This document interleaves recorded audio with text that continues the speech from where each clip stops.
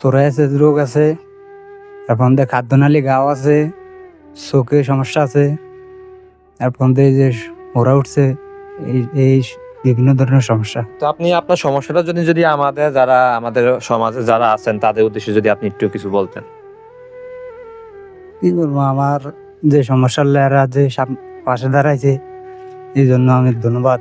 বা আপনার এই যে অসুস্থতার জন্য আপনার কি পরিমাণ টাকা খরচ হয়, বা আপনার ডাক্তারের কাছে যাইতে হলে? টাকা খরচ হয়, এক বক্স ওষুধের দাম হচ্ছে 6,000 টাকা। আচ্ছা আচ্ছা। এরপর তো আরো ওষুধ আছে, মানে যেটা আছে মানে বক্স ছাড়া কোনো কিনা যায় না, এটা খোলা কোনো ওষুধ পাওয়া যায় নাকি, ডাইরেক্ট বক্স আনতে হয়। সুমন ভাইয়ের কাছে একটু দিব যে ভাই যদি এ বিষয়ে যদি কিছু বলতো আপনাদের উদ্দেশ্যে। আসসালামু আলাইকুম। এতিমের বাবা সংগঠন ফাউন্ডেশন একটি অরাজনৈতিক সংগঠন। এখান থেকে আসলে যারা অসহায় গরিব, এদের পাশে বিশেষ করে থাকা হয়। তো মিজান ভাই অনেকদিন যাবত অসুস্থ, উনি কাজকর্ম করতে পারে নাই, আমরা জানি। এর আগে আমরা একবার ওনার পাশে দাঁড়াইছিলাম, তো এখন আবার আসছি। তো এখন আসছি আসলে অন্য একটা নিই, যে সামনে রমজান, এই রমজান উপলক্ষে যে এতিমের বাবা সংগঠন থেকে কিছু ইফতার সামগ্রী নিয়ে। তো এখানে যারা আমাদের অর্থবিত্তশালী আছেন, ওনারা আসলে মিজান ভাই যে সমস্যার কথা বলছে, অনেক সমস্যা।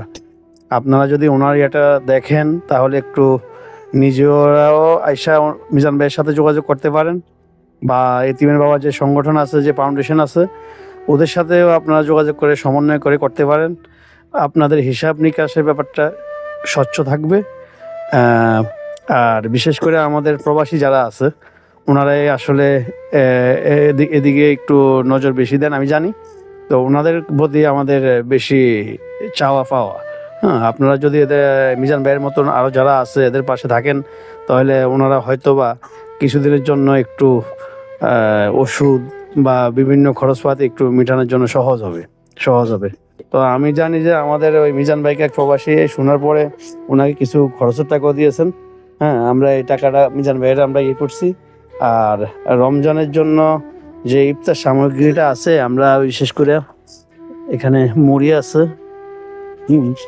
পেঁয়াজ আছে, তারপরে বেসন আছে, তারপরে তেল আছে,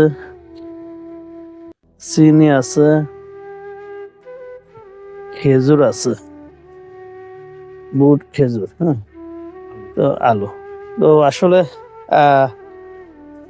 আমরা এই রমজান উপলক্ষে এই উপহারগুলো মিজান ভাইয়ের কাছে নিয়ে আসছি।